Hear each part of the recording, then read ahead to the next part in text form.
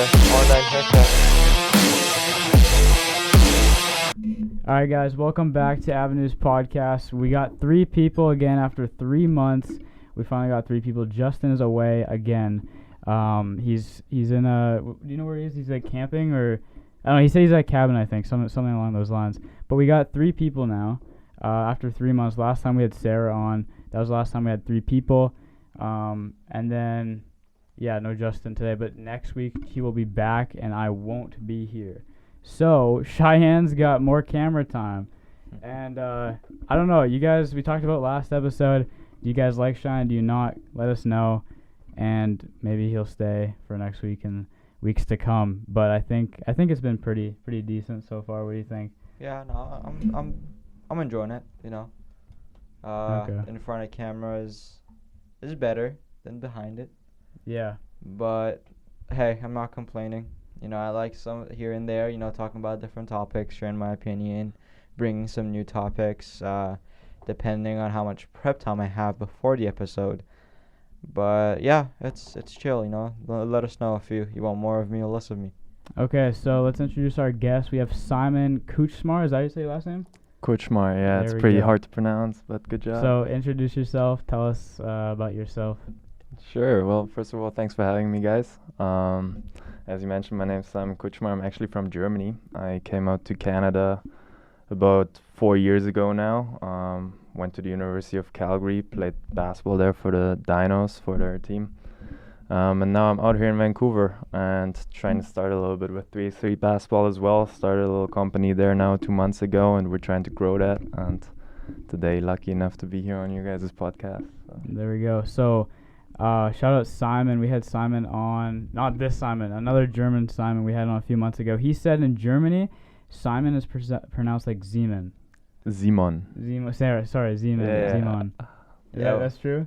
Simon, yes. Oh, It's okay. very soft, I would say, compared to Simon. So tell us the benefits and the differences from the 3-on-3 basketball to conventional basketball. I'm just copying everything you sent me on the email. Sounds But, good to me. Yeah, tell us the differences and stuff like that. Yeah, absolutely. I mean, I don't know if a lot of you guys have heard of 3x3 basketball before. Probably know it a little bit more as like a 3-on-3 pickup game, just outside playing some street ball, maybe on a half court. The FIBA, so the basketball body of the world, they actually made that a competitive game. So basically how you can see 3x3 now is The maybe... Olympics, right? Yeah, it's Olympic. Mhm, It's an Olympic yeah. sport now. So maybe you can see it a little bit more like maybe what beach volleyball is to volleyball. You have like two of those now. That's the same in basketball now. You have the full court game, 5-on-5, the one that everyone knows, what the NBA plays, what all of your favorite players play. But there's also FIBA 3x3 now. That has been around now for several years, and it has been Olympic already. And now in Paris, they're trying to expand. They try to get more teams into the Olympics as well, which I think is a great opportunity really for any basketball player to like have a little bit of a new path. That was something for me personally as well. Yeah. It's a different route to go, right? Compared to just like you're on a team, 5-on-5, full court. There's more like leadway into different paths, right? It is. It yeah. almost feels like, I feel like 3x3 is also a little bit more, you have to be a little bit more entrepreneurial, I would almost say, because it's not organized teams, organized clubs. Oh, I Usually see. don't have several coaches. Like the World Tour teams, the top level pro teams, they by now have coaches that train them, but during the game there's no coaching allowed. So it's really just you and your 3 best friends going from tournament to tournament, basically self-governed. That's a lot like pickup. Yeah. It is. Yeah. That's where it all originated. That's where It's it's like- coming from. Mhm. So Yeah. before we go into like the benefits and all that, Yeah. or like very detailed differences, let's talk about more of like obvious differences. Like you said, like there's no coaches. Like I doubt there's subs or anything. You have like one sub. So how- it's 3 against 3 on the court, and each team has one sub, but a maximum of 4 people per team. Oh, okay. Mhm. So like it's like the major rule differences, or is the court any smaller or bigger than conventional basketball? Like Absolutely. go yeah. into those like general details, and then you can like work your way down for people who don't know what the differences are. So it's played on a half court only, and it's even a little bit shorter than half court. So one hoop. It's only one Yeah. hoop. Basically, a half court is a bit shorter. It's very fast paced because you only have 12-second shot clock instead of 24 Oh seconds. shit. Oh really? Yeah, and then also the shot clock starts like basically when you take the ball out of the net. So after a made basket, you know how in conventional basketball you have to grab the ball, go behind the baseline and inbound it? Yeah. In 3x3 the ball is live. So you make the basket, You take the ball out of the net and you have to clear it again outside the 3-point line. Oh, So- so it's the same as pickup then in that Exactly, Yeah. and the game is But it's but you timed. don't even go to the top of the key and do check ball and You don't? break the Oh. game. No, you take the ball right out of the net. You have to dribble out or pass it out, and you can pass it right back for another layup if you want to. That's why it's so fast paced. Maybe another big difference is it's only 10 minutes long or to 21 points. So that's really where Uh-huh. the pickup Do you have to component win comes by in. 2, or is it just You, first to you 21? don't have first to 21 straight. It's Okay. 1s and 2s.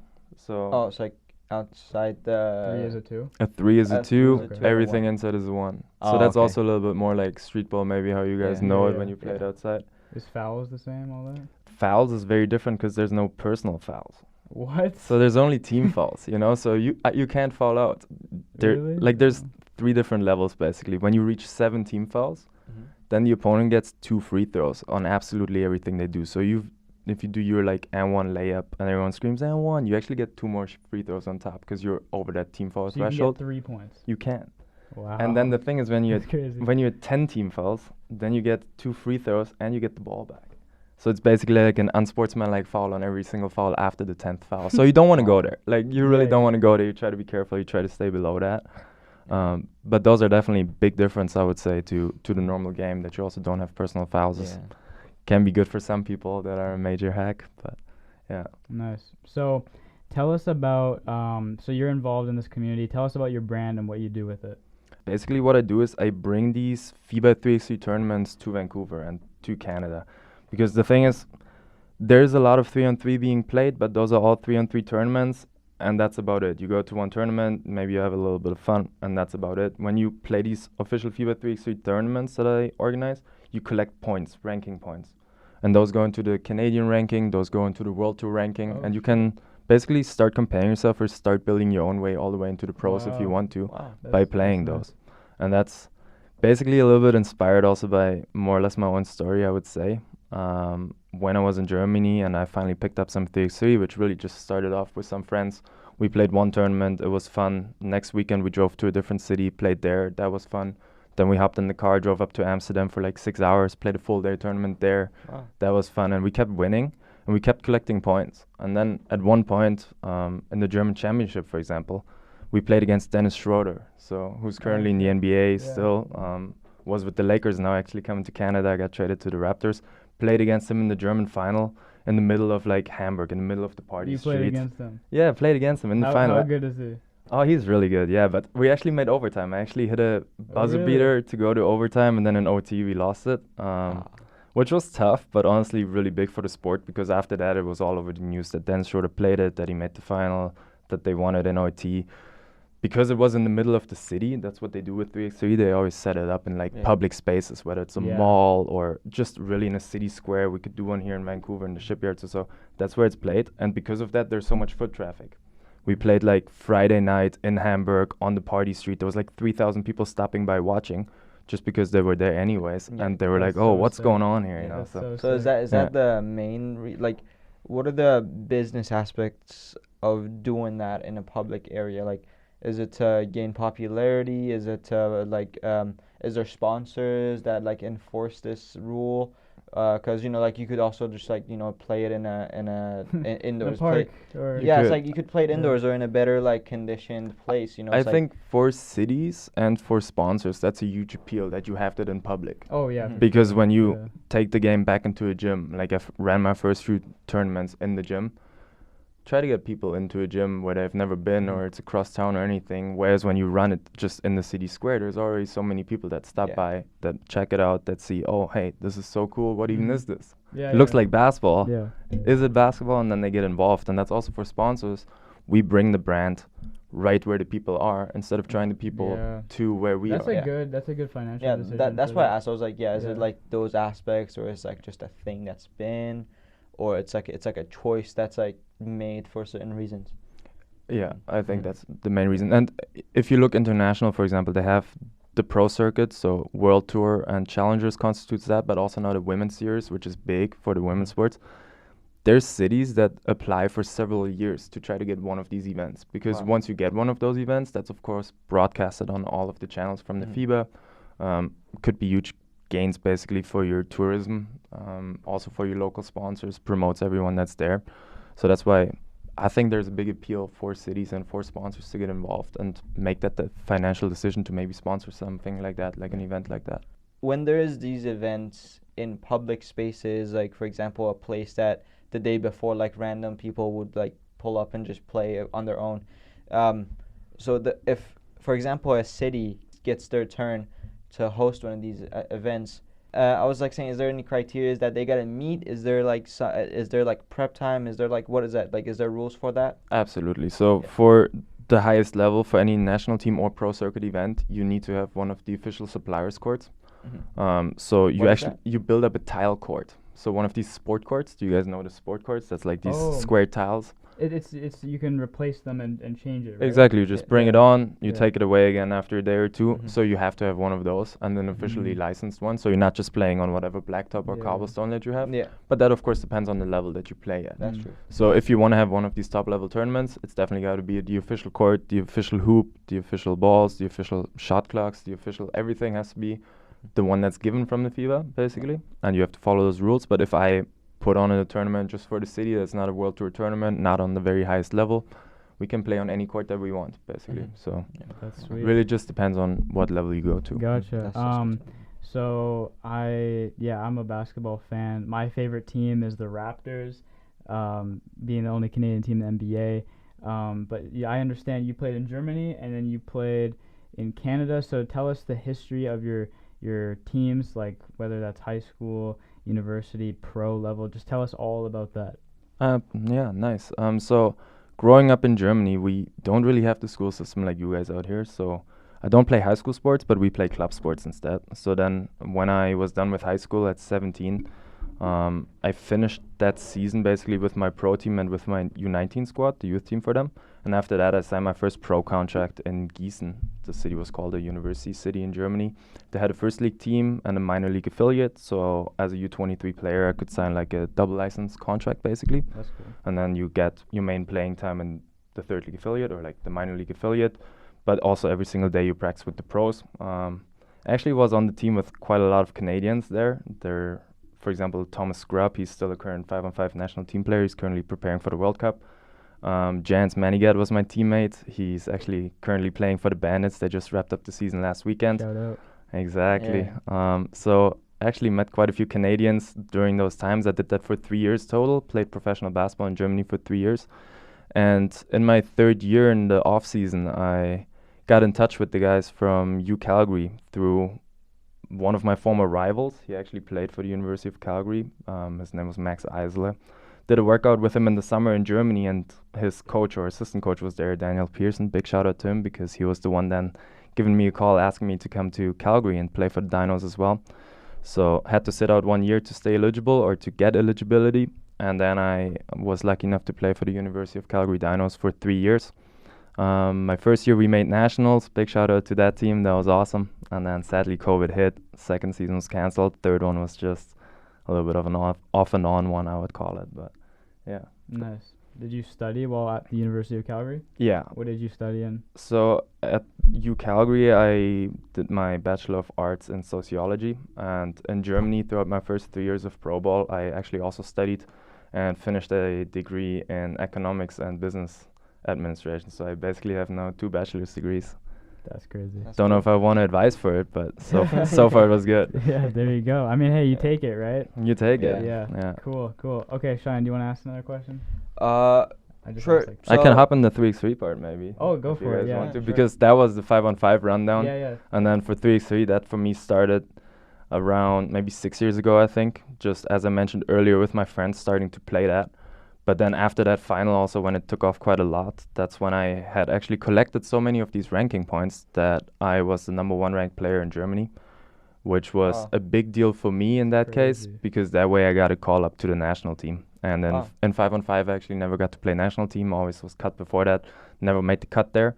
And then in 3x3 I collected all the ranking points, I played it consistently, and then the coaches gave me a call. So first I played U23 national team in several different countries, and then I even was lucky enough to play senior men's national team and played the World Cup qualifier out in Puerto Rico. So maybe that is a big plus of 3x3 as well, that it gets you around the world. Yeah, that's a big achievement, like I was gonna say. Thanks. Yeah. You know, it's like anything, in my opinion, going to going national for your country is That means a lot. it not 100%. yeah it not only it means a lot, it's a high form of achievement. What do you think was the thing that you were decisive on whether you have to sacrifice to get to the place you were, and you made the choice to sacrifice it and you got where you were and you were like, I'm happy that I made that choice? Give us an example of one of those choices that you had to make to get to where you are. Maybe few different pivotal points. Of course, the first one was getting started at around 10 or 11 years old when I started with basketball. I think biggest boost in my basketball career ever was when I had knee surgery at the age of 16 or early 17 or something, because that way I actually got to work out on my upper body and on my overall strength, even on my other leg. I had a fabulous coach that did it with me, and that really put me on the next level to be able then, when I turned 18, 19, to compete with men. Yeah. I feel like that was very underrated before, a little bit more skinny and just not on that level. And then by building up myself athletically, I was able to compete in basketball on the level that I wanted to. And then maybe the sacrifice, the next one in 3x3, is just really showing up and having that attitude.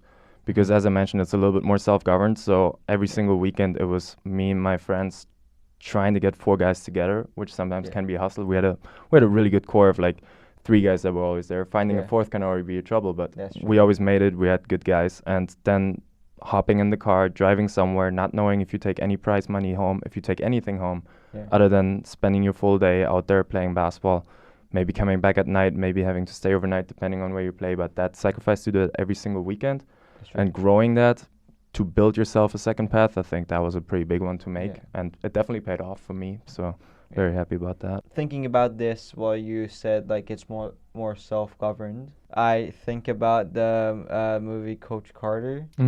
That's like a very big basketball movie that I love. Of course. And that's the relation I made, that like there's coaches, like what the influence of coaches is to the players in the team. Huge. And it is, and that they get the organization that they do because of those coaches.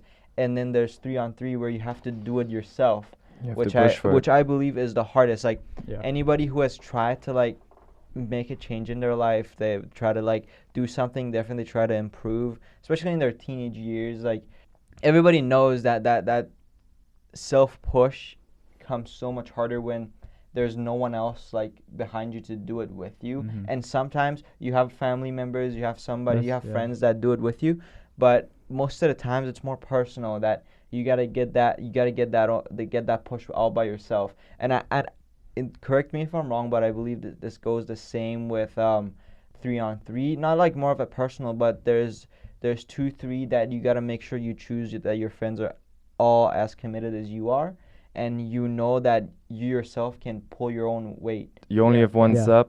It's very fast-paced. Like, there's not a lot like, hey, I'm having an off game right now. The game is only 10 minutes long. It's only like to 21 points. If you're having an off game, your team is already down, basically. It's like, like we have a team here with the podcast, like me, Con, and Justin. And I feel like that's the connection I make to myself from your story. And I just find it very great. Whoever that I see puts the effort and push themselves to getting the heights that they're at. It's like, I honestly praise that. I can barely get one person to come play pickup basketball, bro. Like, and maybe your very first question when you read that out with the benefits of 3x3 as well. We mentioned now that it can be a hassle sometimes to get a 4th person, maybe even a 3rd. But that's also the thing in 5-on-5 basketball. Like when we look at the rec leagues out here, has been many times already that I was called up just randomly 20 minutes before a game. Hey, can you fill out until my other 2 guys arrive and be our 5th guy?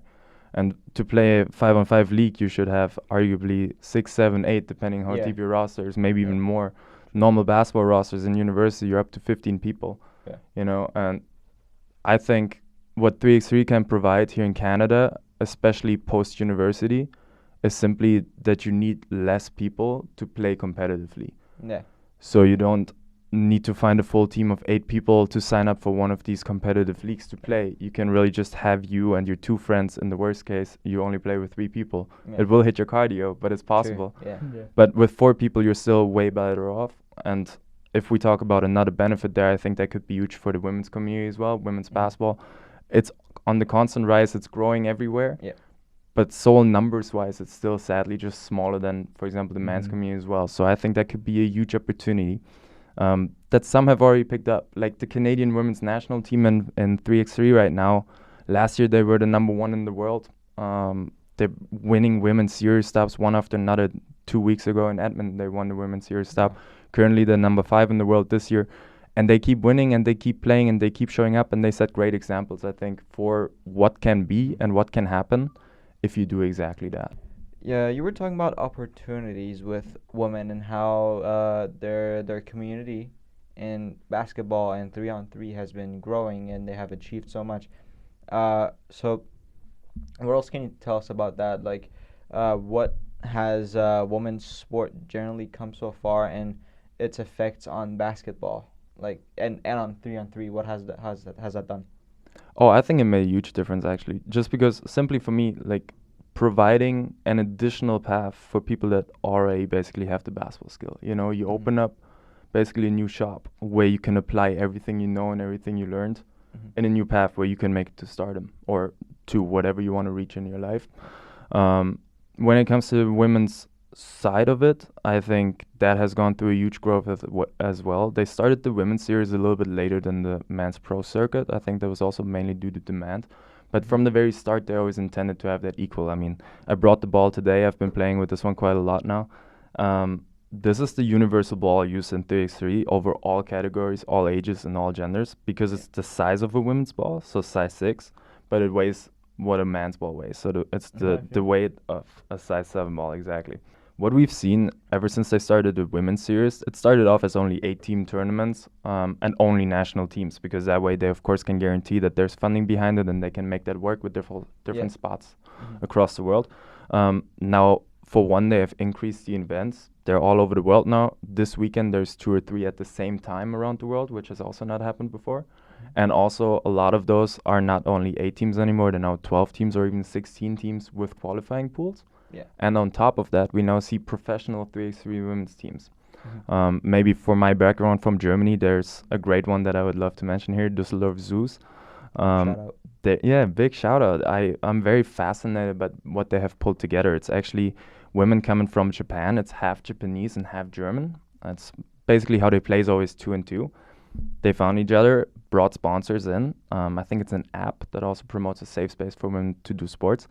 And they play as a professional team on the women's circuit now, which is great because now it's not only just national teams with the national funding. They show that if women put the same effort and grind in, which they do, they can get that exact same reward and they can play all over the world. They go from continent to continent, from country to country, and they can make the prize money with it as well, which I think is just huge. It's great to see that women's sport like growing throughout the years. It's nice to see like since I was a kid to now I see like more girls like pulling up to the park to like play in the little areas, whatever, you know, feel more like it's a community that includes everybody. Well, on your topic there, it's like, well, look at the FIFA Women's World Cup now compared to just 10 years ago. That's true. I feel like it could just be me. I could be tripping here, but I feel like there's a bigger like audience now. Yeah, that's true. I feel like American football and basketball so much more of a North American sport than any other place in the world. And basketball still has a big community like in Iran that I know, and of course in Europe. But like whoever Asia, you think of, right? Korea is a big basketball place, isn't it? I wouldn't know personally. So, but if you know, growing. Thailand is huge, and the Philippines are huge. The Philippines basically boxing and basketball. They made their national sports, which I think is awesome. So yeah, that's great. But hockey is also obviously more of a Canadian and an American sport here and there. More Canadian than anything. Finnish or Swedish. Some are cold, like cold places, obviously. Don't forget Germany now for like the last 5 years, out of nowhere.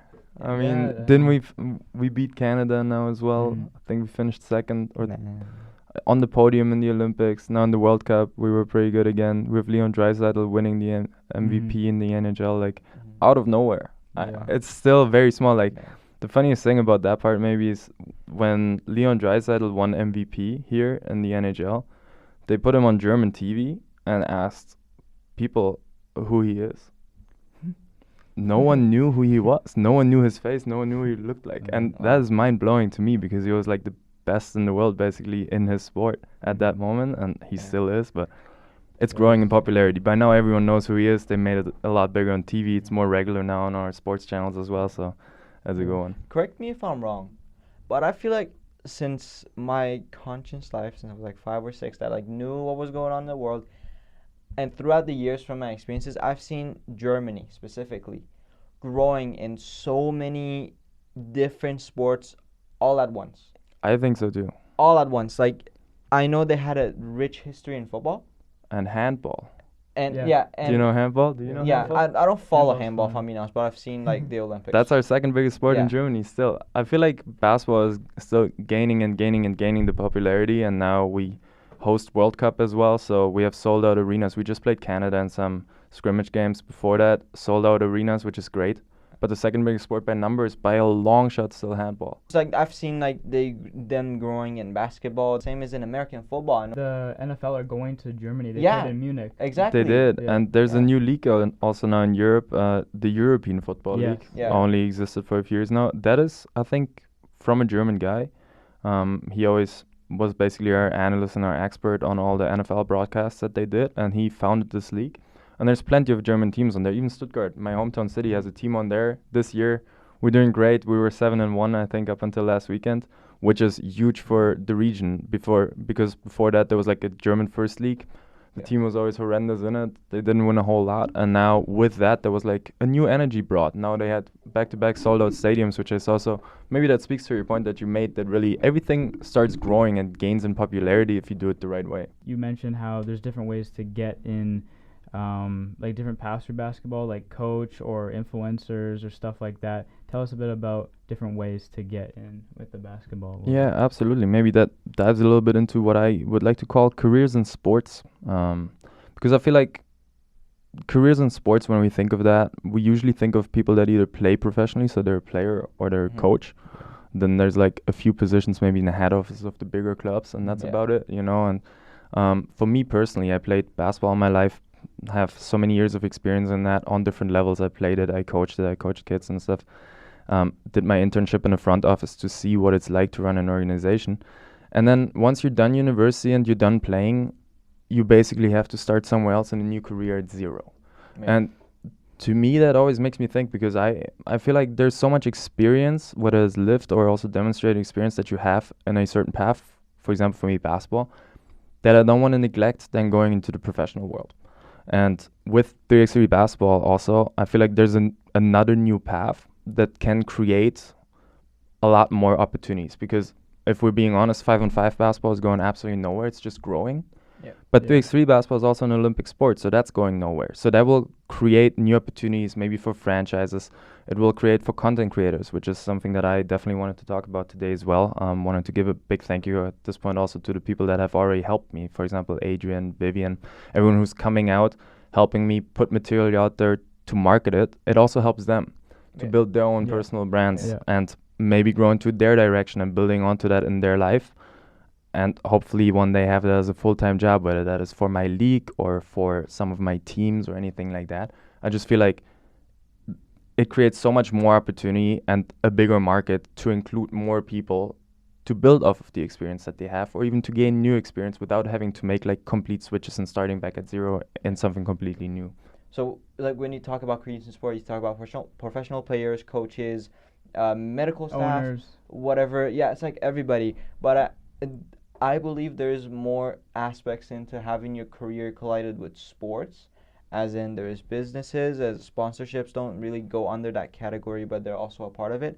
But there's so many different parts of your career colliding with any sort of sport that would have barely any connection with you actually playing it. Like content creation is a career now, even on short form content, and so many people just like make Those content. Instagram accounts, like Overtime. Quite a few of them actually. Yeah. But Yeah, there's a Overtime lot. may be the biggest one that you mentioned. They have Yeah. their own arena, their own league now. They produce NBA ready players. Yeah. Everything that started as a Yeah. YouTube channel, promoting just the people around them and Yeah. showing highlights, showing what they do. So. Yeah, that's Yeah. like that's a good example of career in sports. If you have a career in a sport now, it doesn't necessarily mean that you play the sport or a part of a team. Exactly, yeah. Yeah, That's see, what I yeah, mean, yeah. And exactly. and even in sports organizations, which is sometimes maybe a little bit sad that sports can be so seasonal, that then also, unless it's a big organization, you also have more seasonal or contract workers, so people can't have that full career in sports that they want. Yeah. So if you, for example, have a full year-round offering, then you can have people in marketing, you can have people in accounting, can have so many people involved with your sports organization, and that way have their career related to sports, what maybe might be their passion and might motivate them more than sitting downtown working for, like, and I don't want to talk that bad in any way, but like working for a bank or for any other corporate business that they maybe weren't all too interested in. They just had to do to pay the bills, to get a job and everything. Combining those worlds, I think, is a big thing. Maybe also for players and for coaches and for everyone involved, what can't be underestimated is trying to put the experience into corporate terms or translating that in. There's so many duties that you do when you're part of a team, when you work with people, when you have to listen to people and adhere to norms, to rules, but also stuff that you do yourself that in different terms would be arguably getting your job. You just gotta know the language to use. I feel like the sports world and the corporate world, they have very different languages. Yeah. And I would love to see that combined, or I would love to help combining that and helping people put their experience onto a resume, getting them ready for the world, or just keeping them in the sports world, being able to provide them with opportunities that they might otherwise not get in sports. Yeah. What is your your vision or your mission with Van3X or Can3X? Yeah, so that's a very good question. I appreciate that one. Of course, I started right now because I am in Vancouver, and we started on a small scale. We started in Vancouver. I hope that throughout this year I can already put on a little tournament series. It's called the Light Quest series, so that I can send my winner to the pro circuit, so out into the world, onto one of the big tournaments. But the goal for Can3X is to not have that only in Vancouver, but then also in every other big city, because I kind of want to treat Canada like a small country, if I'm being honest.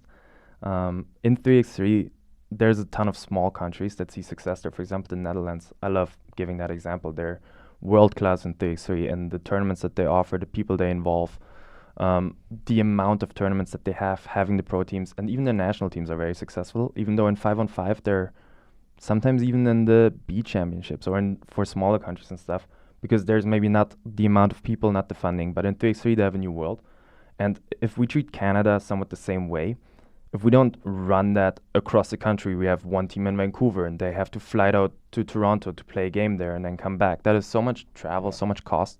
If we can have local Vancouver league, we can have a local Calgary league, a local Edmonton league going out into every big city, and we can build something like Van3X in every other city as well. And then maybe end of the year we have the big tournament, having all of those compete in one spot. That is much more feasible and much more doable, and that is where I want to go, than trying to, from the start, just be like, hey, we need one team here, one team over there, and try to combine them all. So that's why maybe the vision with Van3X is, on the highest level, to get teams out into the world and onto the world tour and get Canada some ranking points altogether, but also to build maybe for the broader mass, really, because 3x3, it's pickup, it's street ball, it's for everyone. Like, I want to have co-ed leagues, I want to have rec leagues, I want to have people be able to play the sport that they love with less people, so that they're not dependent on so many other people, so many other factors to do what they want to do and do what they love. I think that's a big benefit. That's where I want to go. I want to build that for absolutely everyone, also from the age groups up, offer that recreationally, offer that professionally, and then go into different cities, do the same thing there, and then maybe see if we can really pull that together as a country. What would and do that? What would someone? Okay, so let's say, because you host your events at Richmond Oval. Yeah, the next one at the Richmond Oval. Yeah. Okay, so if I, let's say if I were to sign up, what would need to be done for a person that's trying to sign up in terms of like what is their credentials is what I'm trying to say. Yeah, so all you have to do basically is create yourself a FIBA 3x3 account, which is super simple. I don't even think you need an email address at this point, but you do need it then to confirm it. So you put in your name, you can put in your nickname if you want to, you put in your email address and your age, then you have your account, and then all you do is click register team, and you basically have a spot in our tournament.